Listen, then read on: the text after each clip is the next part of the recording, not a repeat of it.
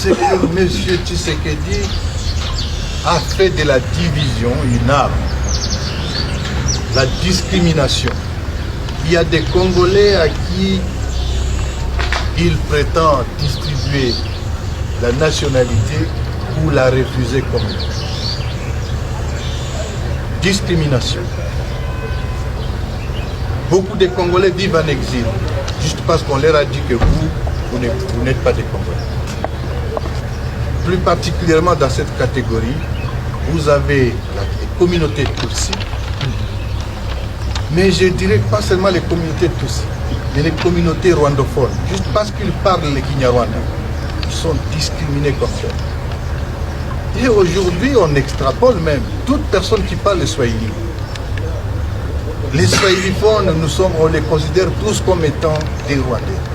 Aujourd'hui, à Kinshasa, vous vivez, j'espère que vous vivez ce qui se passe à Kinshasa. Un Swahiliphone est en danger. Et si vous voyez les gens que M. Tshisekedi a humiliés le plus, ce sont les Swahiliphones. Ceux qu'il a tués. Alors que c'est lui qui a volé l'argent, mais il fait arrêter Cameroun. Il a humilié autant, on voulait tuer. Nous tous, nous étions candidats à la mort. Et nous le sommes toujours. Alors ces 4 raisons font que nous avons des problèmes au Congo, et ce que nous considérons comme des causes profondes de la crise, qu'il faut examiner froidement entre nous, Congolais, et trouver les voies et moyens qui permettront une solution durable. De sorte que les tueries que nous vivons aujourd'hui à Béni, par les Édiens, on a fini. De sorte qu'en Ituri, il y a des communautés qui sont tuées tous les jours, les Héma. Ne sont-ils pas des Congolais, n'ont-ils pas des droits? De sorte que les Congolais retrouvent aussi sa dignité. Parce que dans tout cela, quand vous allez dans la ville de Kinshasa, c'est la ville la plus sale du monde. Et même pour ça, M. Tshisekedi a développé une thèse pour dire que tout ça, il n'y a pas de problème, même si la ville de Kinshasa est sale. La cause, c'est les Rwandais. Même quand les Congolais ne mangent pas, la cause, c'est les Rwandais. Évidemment, les Rwandais aujourd'hui le énième bouc émissaire. Parce qu'avant ça, c'était d'abord que non, c'est les FCC qui bloquent. Non, c'est Kabila qui bloque. Non, c'est Covid qui bloque. Et ce n'est pas ça, et après on est arrivé, non, c'est la Constitution qui bloque. Mais aujourd'hui, on dit même que c'est l'IDPS lui-même qui bloque. Oui. C'est ça la vérité. Alors, on regarde ces 4 raisons, ces 4 justifications. Nous ne pouvions pas rester sur les bras. Malheureusement, il y en a ceux qui sont au monde et qui pensent que non, et ils sont bien en Amérique, ils mangent. Mais ils pensent qu'ils doivent régenter tout ce qui se passe au Congo.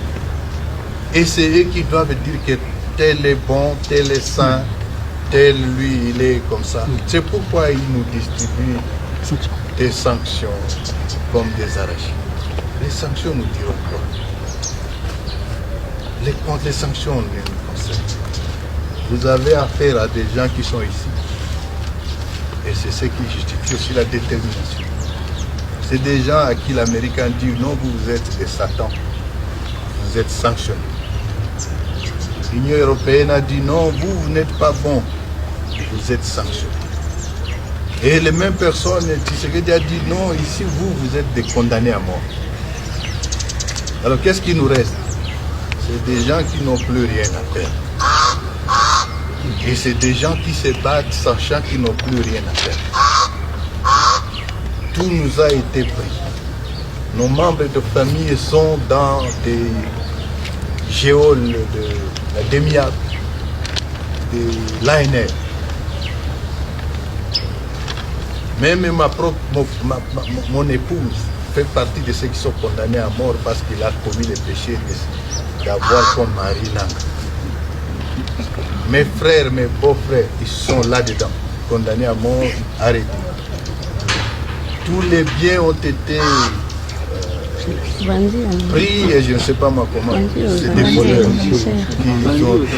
Pardon, vous avez souscrit, j'espère. Je vous donne bonne chance. Et je ne suis pas seul. C'est-à-dire que mes collègues, tels que nous sommes là, avec les cadres que vous voyez qui sont dans la sont des familles soit arrêtées, soit en fuite, en cavale, soit tuées. Et vous avez une justice à la main qui est tenue comme une télécommande. Arrête celui-ci, jette-le en prison, tue-le. Et on doit rester comme ça. Non. Les sanctions ne nous disent rien, mais surtout quelles sont des sanctions injustes, non justifiées et basées sur les intérêts que nous ignorons. Mais nous, notre intérêt, c'est la dignité du Congo. C'est le développement du Congo. La fin de la souffrance, de la misère du Congolais. La sécurité de la Congolais. Mais dans tout ça, nous avons des valeurs. Et je terminerai par ça. Dans notre lutte, nous disons qu'il y a des valeurs que nous mettons en exergue. Ces valeurs, c'est quoi? Le patriotisme. C'est ce que nous disons. Ceux qui nous accusent à tort d'être des balkanisateurs, qu'ils soient maudits. Parce que le Congo restera un et indivisible. Nous avons comme valeur le sacrifice. Nous disons notre salut ne viendra jamais de la Banque mondiale.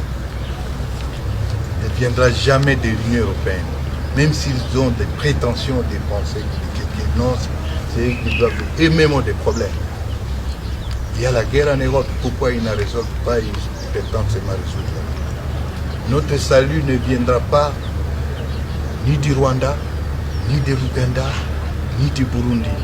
Notre salut, notre développement, notre sécurité viendra de nous-mêmes. Et nous sommes dans cette logique. Créer la dignité pour les peuples. Mais pour ce faire, la valeur primordiale, nous disons que le Congo est une mosaïque d'États. Et c'est une richesse que Dieu nous a donnée. Nous prenons donc le vivre ensemble. Les discriminations doivent s'arrêter. Et pour tout cela, il faut refonder l'État. Parce que c'est avec l'État, avec une armée, une police, une administration non corrompue et une justice juste que nous allons arriver à cette fin. Notre valeur, nous disons que non, avec une nation créée, avec le vivre ensemble, avec la sécurité retrouvée à travers un État, nous ne ferons rien si nous-mêmes, nous ne nous mettons pas au travail. Donc la valeur cardinale, c'est que nous devons travailler. Nous envions beaucoup les Européens, les Occidentaux et les autres qui se sont développés. C'est le fruit du travail. Et c'est nous, ce sont ces valeurs-là que nous amenons et que nous voulons pour le Congo de demain. Si vous regardez le théâtre de M. Tshisekedi, qui ne comprend même pas ce qu'il doit faire normalement, ce n'est pas avec ce théâtre que le Congo peut penser demain, que nous pouvons imaginer que demain nous allons avoir une nation forte, réconciliée avec elle-même, mais vivant en paix avec les voisins, mais aussi nécessaire pour l'humanité tout entière, parce que le Congo regorge ce dont l'humanité a besoin. Je pense là aux ressources naturelles, stratégiques et critiques, mais aussi aujourd'hui à la défense, à la protection de l'environnement, au changement climatique, à la lutte contre les changements climatiques, à la transition énergétique. Nous, le Congo a beaucoup à donner. Et pour cela, le Congo a besoin d'un répondant. Je pense que sans risque de me tromper, les répondants aujourd'hui pour ça, c'est justement la révolution, ce qui amène la révolution. Je vous remercie. Merci. Peut-être pour votre information, l'un de ceux qui étaient utilisés pour commettre l'attaque, l'attentat de cet après-midi vient d'être appréhendé. Donc nous vous donnerons les informations là-dessus, mais nous allons garder un caractère transparent dans la gestion de ces dossiers. Je vous remercie.